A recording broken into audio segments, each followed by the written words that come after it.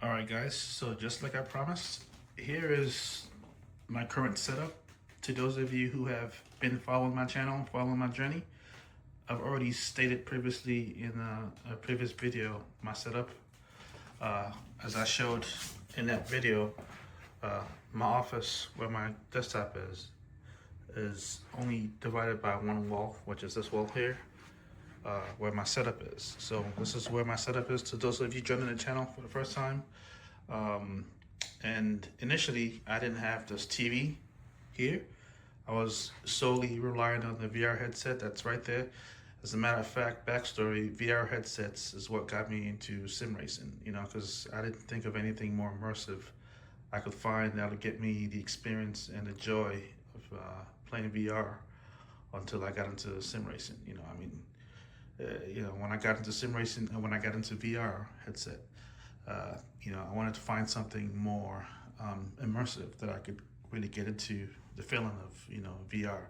And so that's how I progressed into sim racing. So anyway, back then I didn't have the TV. I was playing solely on the VR headset.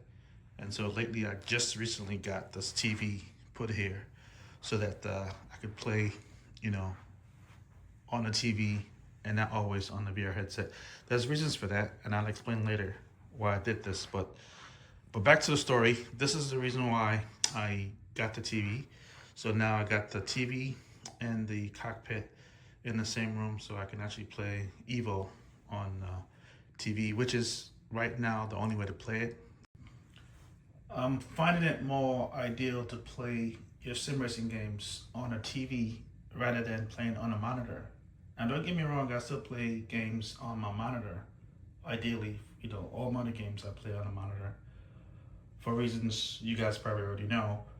But as far as sim racing games, because of the size, because the screen size affects the immersion better than I would want to say features like the frames per second or even HDR quality.